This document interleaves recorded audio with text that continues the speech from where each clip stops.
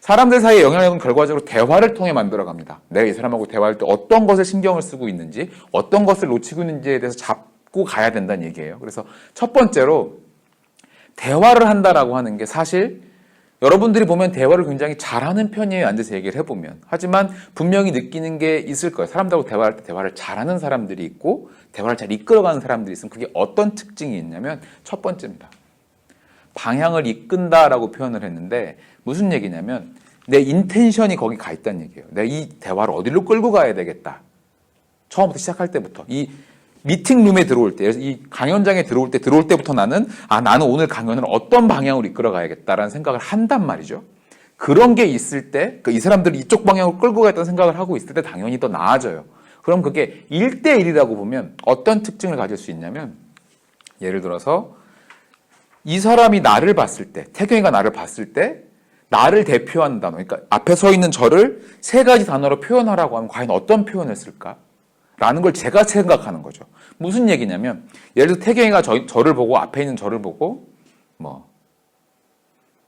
몇 가지 단어가 떠올리는데 어림도 없는 것들은 빼고 재미있다 내지는 말 잘한다. 세 번째는 열정이 있어 보인다는 단어를 예를 들어서 떠올린다고 치면 그걸 내가 예상하는 거예요. 저 사람이 나를 어떻게 생각할까? 그러면 그 순간에 한 발 더 나가면 뭐냐면 내가 어떤 말과 행동과 표정을 하면 저 사람한테 내가 원하는 단어를 이끌어낼 거라는 거예요. 낼 것인가라는 거예요. 예를 들자면 방금 내가 말한 3가지 단어가 제 바람에는 태경이가 저렇게 생각했으면 좋겠어요. 좋겠는데 실제로 그렇게 생각할지는 않을지는 잘 모르지만 내가 그 단어를 이 사람한테 받아내고 싶다라고 하면 그거의 행동을 내가 의식적으로 해야 한다는 얘기라고요. 내 머릿속에 재미있다. 나는 재미있는 사람이고 나는 열정적인 사람이다라는 걸 생각하고 있어야지만 이 대화에서 내가 그렇게 인식이 될 수 있는 거라고요. 내가 믿지 않는데 이 사람이 나를 그렇게 생각해 줄 수는 없을 거거든요. 당연한 얘기거든요. 그러니까 여러분들은 사람들하고 사이에 있을 때 내지는 1대1로 누군가 중요한 누군가하고 있을 때 어떤 사람이고 싶은가라는 거예요. 그게 자기 자신을 대표하는 3가지 단어로 표현할 수도 있고요. 아니면 관계에서 나타나는 3가지 단어일 수도 있어요. 그 어떤 것이건 간에 앞에 했던 액티비티를 돌아보면 거기서 내가 어떤 사람이 되겠다, 어떻게 인식을 받겠다라는 단어가 결정될 수 있을 거고 그거에 맞게 이 사람한테 이렇게 보여줘야지만 그 리액션이 올 거라고요. 그 다음은 상대방하고 나하고 봤을 때 내가 예를 들어서 이 사람을 대할 때 어떤 특별한 방식을 정하고 싶다라는 마음가짐이 있어야 돼요. 예를 들자면 내가 집에서 우리 딸아이를 볼 때는 내가 딸아이를 대할 때 아빠가 따뜻한 사람이라고 느끼게 하고 싶다라는 생각을 하고 있는 거예요. 그러면 딸아이가 눈에 들어오자마자 난 따뜻한 사람이라고 생각을 하는 거지. 그래서 이 사람을 대하는 무조건적인 방식이 돼야 되는 거예요. 그래서 예를 들자면 제가 나중에 모두 다 결혼을 하고 뭐라고 되지만 당연히 배우자하고는 자주 싸우게 돼요. 사람의 의견이 다르기 때문에. 그래도 그걸 나아지게 하는 방식에 저도 코치로서 다른 코치를 받습니다. 우리나라에도 다행히 저 말고 2호 CHPC가 탄생을 했기 때문에 그분하고 서로 코칭을 주고받아요. 근데 그분이 저한테 지난주에 코칭을 해주면서 해준 말이 뭐냐면 제가 와이프하고 자주 싸운다고 얘기를 했더니 해준 말이 뭐냐면 자기도 그랬는데 자기 주변에 관계가 굉장히 좋은 분이 해준 얘기가 항상 그걸 머릿속에 염두에 두라는 거예요. 나는 이 사람을 행복하게 해주려고 결혼한 거다. 어떤 상황에서도. 그래서 집에 벽에 이렇게 붙여놨대요, 자기는. 나는 누구누구를 행복하게 해주려고 결혼을 한 거다라는 걸 집에 붙여놓은 거예요. 그러니까 싸우다가 그 글을 딱 보면 난 저 사람 행복하게 해주려고 결혼했는데 그렇지 못했구나 라는 판단을 하는 거죠.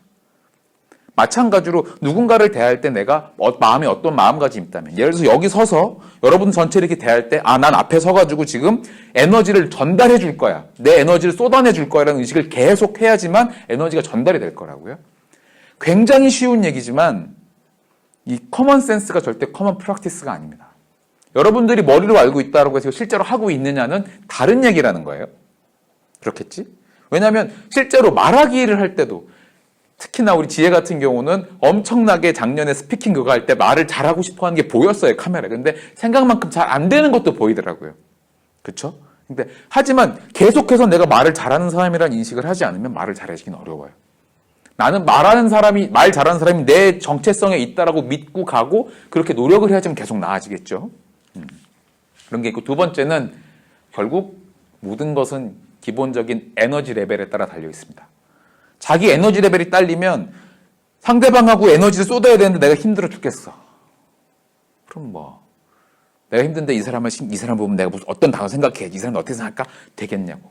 말도 안 되는 얘기거든요. 그래서 기본적으로 에너지를 향상시켜야 돼요. 그것들은 그리고 이 에너지 향상의 기준은 뭐냐면 예를 들어서 그 액티비티가 있기 직전에 무언가를 만들어 놓으면 됩니다. 예를 들자면 제가 항상 얘기하는 것처럼 문을 열고 들어온다고 할 때 저는 문을 열고 들어올 때 심호흡을 해요. 한 서너 번만 해도 분명히 산소가 머리로 많이 배달이 되기 때문에 훨씬 에너지 레벨이 올라가요.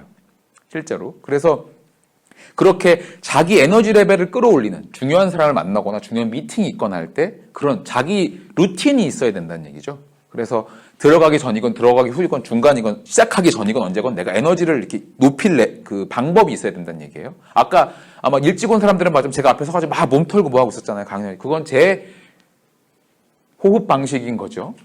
세 번째는 결과적으로 긍정적인 관점의 접근이에요.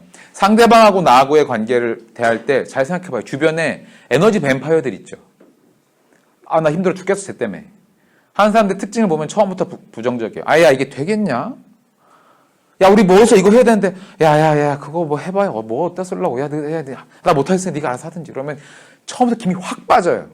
팀에도 있어요. 그런 사람들, 부정적인 사람들. 부정적인 사람들이 도움이 될 때가 있어요. 언제? 목표가 설정이 되고 이거를 찾아가는 과정에 체크할 때, 어디까지 제대로 됐는지를 체크할 때는 부정적인 성격의 사람들이 도움이 됩니다. 왜냐하면 이게 제대로 됐는지 안 됐는지를 냉정하게 평가를 해주니까 도움이 돼요. 하지만 목표를 잡는 과정에서 그리고 관계를 만들어가는 과정에서 시작점에서부터 부정적인 사람들은 아무것도 못 만들어요.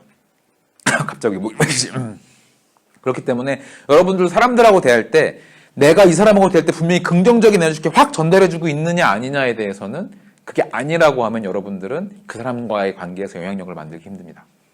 당연히 긍정적인 사람이 훨씬 더 영향력이 높아요. 그렇겠죠. 그리고 네 번째입니다. 네 번째는 요건 스킬이에요. 분위기 반전시키다라는 스킬인데 무슨 얘기냐면 사람들하고 얘기를 하다 보면 당연히 속 깊은 얘기를 할 때가 있어요. 야, 살다 보니까 참 사는 거 쉽지 않더라. 이런 얘기를 하다 보면 예를 들어서 이쪽이랑 이렇게 대화를 하다 보면 아, 맞아요. 그러네요. 그리고 야, 근데 살다 보면 이런 일 하는 건 참 좋더라 라고 했더니 아, 그러네. 그건 진짜 중요한 얘기네요. 이런 순간들이 있어요. 그러면 그 순간을 같이 겪었다라고 하면 거기서 가장 중요한 스킬은 그 사람의 에너지를 순간 확 끌어올려줘야 돼요. 무슨 얘기냐면 예를 들어서 술자리에 갔어요. 이렇게. 아, 참. 오늘 저녁에 식사하시고 가실 분? 끝나고 식사하고 가실 분? 숫자를 알아놓으려고? 알겠습니다. 그러니까 이런 얘기를 방금 한 얘기 같은 거예요. 중요한 얘기를 하다가 웃긴 얘기를 확 해버리는 거지. 그럼 그 사람들이 물론 나 방금 실패했어요. 아무도 안 웃었어. 그래서 굉장히 난감했어요. 그래서 조사한 걸로 끝날 거야. 조사만 한 거야. 나 웃긴 얘기 한 게 아니야. 어쨌거나 사람들하고의 대화에서 그 사람에게 깊은 감정에 이렇게 깊이를 들어갔다라고 하면 거기서 이렇게 에너지를 한번 확 끌어올려주고 또 깊은 얘기를 하다가 확 끌어올려주고 한 경험을 몇 번 같이 하게 되면 그 사람하고 있는 시간이 즐거워요. 당연히. 그래서 우리나라에서 실제로 가장 강연을 잘하는 분들, 김미경 씨나 뭐 그런 분들을 보면 사람들의 감정을 끌어올렸다가 떨어뜨렸다 끌어올렸다 떨어뜨려 굉장히 많이 울고 웃게 만드는 거죠. 그야말로. 그래서 깊은 얘기를 했다가 그 순간에 어떻게든지 재미있게 확 바꿔내는 거예요. 그러면 이 말하는 사람이 굉장히 많은 감정을 이렇게 순식간에 겪어내기 때문에 예를 들자면 피아노로 치자면 낮은 데서 높은 데를 한 번에 쭉 끌어올리는 거예요. 그러니까 다양한 감정들을 확 느끼는 거죠. 그러면 이 경험을 하게 해준 사람을 좋아할 수밖에 없어요. 그러니까 요거는 그런 스킬입니다. 그러니까 특히나 그래서 데이트할 때 첫 소개팅을 할 때라든지 그런 스킬은 굉장히 중요해요. 진즉에 알았다면 저도 참 좋았을 텐데 그런 재주는 별로 없었어요. 다섯 번째는 서로가 윈윈 접근이라고 표현을 했는데요. 조금 더 상세하게 얘기하면 베네핏 익스텐션이라고 표현한 게 맞을 것 같아요. 예를 들자면 누군가를 설득을 하고 대화를 할 때도 제가 딸아이한테 얘기합니다. 아, 슬아야 수학 공부 좀 해야지. 너 수학 안 하니까 선생님은 너한테 공부 못한다고 연락 왔잖아 라고 제가 했어요. 실제로 얼마 전에. 근데 강연 준비하다 보니까 아차 했어요. 아, 내가 그걸 머리로만 알고 있었지 몰랐구나. 예를 들자면 제가 그걸 뭐라고 말을 했다라면 좋냐면 슬아야, 네가 지금 수학 이렇게 하는 거에서 학교에서 연락이 왔는데 그런 건 괜찮아. 괜찮아. 못해도 돼. 그런데 슬아야, 지금 네가 수학을 조금 더 잘하고 좋아하는 모습을 보여주면 옆에 경제도 좋아할 것 같은데 학교 다니는 거. 수학도 좋아할 것 같고 수학 잘하는 친구들 보면 좋지. 네가 잘하면 동생도 좋아할 텐데 좋지 않겠어? 그러면 이 바라보는 사람의 관점이 내가 선생님한테 이거 혼나고 짜증나고의 문제가 아니라 동생이 너 좋아하잖아. 경제가 너 좋아서 따라하고 싶어 하는데 그럼 자기가 잘하면 얘도 잘한대. 우와. 그럼 자기가 본능적으로 압니다. 그럼 자기가 잘하는 게 좋다는 거를. 이게 훨씬 더 고수의 설득법이겠죠? 그렇죠? 그렇단 얘기예요. 그러니까 이런 윈윈 접근이라고 하는 건 저 사람한테 이게 무조건 당신 개인의 측면이 아니라 너 말고도 다른 사람들에게도 이득이 가. 선생님도 좋아하실 거고 선생님이 좀 더 너를 예뻐해 주실 거야. 선생님도 행복하시겠지. 더 힘들지 않고 기운이 나실 거야 라는 측면이 있는 거죠. 물론 저희 딸아이가 선생님을 싫어한다 그러면 다른 얘기가 되겠지만 선생님을 좋아한다라고 하면 내가 좋아하는 사람이 나를 더 좋아하게 된다고 라는 판단이 되는 거예요. 그러니까 그런 식으로 판단을 할 수 있어서 대화의 준비가 들어갈 수 있으면 훨씬 더 그 사람이 나하고 대화하는 걸 좋아하게 됩니다. 왜냐하면 더 다른 관점에서 좋아지는 걸 제시해 주잖아요. 그 다음입니다. 여기 좋네. 이거 뭐니까 내가 굉장히 이렇게 왔다 갔다를 자주 할 수 있어갖고 내 얘기를 강조할 때 이렇게 훅 들이밀면 이 큰 얼굴이 확 들어가가지고 일부러 한 거예요. 밝은 마무리 얘기해 주려고. 사람들과의 대화 방식에 우리나라 사람들이 특히나 잘 못하는 건 집에 갈 때 안녕히 가세요. 들어가세요. 가요. 아무도 기억이 안 나요. 근데 마지막에 갈 때 하다못해 뭔가 자기만의 그런 리추얼 같은 것처럼 사람들한테 밝은 마무리를 해주면 굉장히 좋아요. 예를 들어서 남자들도 친구들끼리 술 한잔 살 때 그런 사람도 있어요. 쓱 계산하고 나가서 오늘 내가 냈어. 훗 멋있군 이러면서 혼자 속으로 생각해. 훗 내가 계산했으니까 멋있는 놈이야. 역시 야 가자 내가 냈어.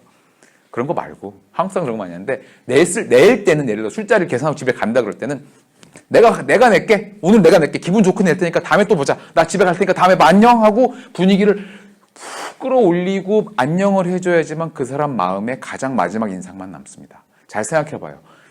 모든 굉장히 사람들한테 기억에 남는 스피치는 마지막에 끝을 확 끌어올려요.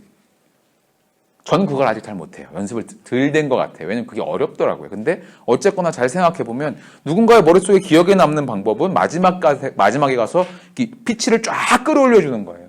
그래서 모든 세일즈는 마지막에 목소리 엄청 올라갑니다. 홈쇼핑 광고 보셨으면 처음에 뭐뭐 하다 끝에 가서 자 이제 시간 얼마 안 남았으니까 끌어올리죠. 다 그런 이유가 있는 거예요. 정말로. 그래서 여러분들도 누군가에게 기억되는 방식에서 좀 더 좋은 사람 기억이 되고 싶다라고 하면 마지막에 밝게 그 자리를 마무리를 해주는 게 훨씬 대화에서 도움이 될 겁니다. 그러니까 이 6가지가 대화의 기본 요소라고 보시면 되고요.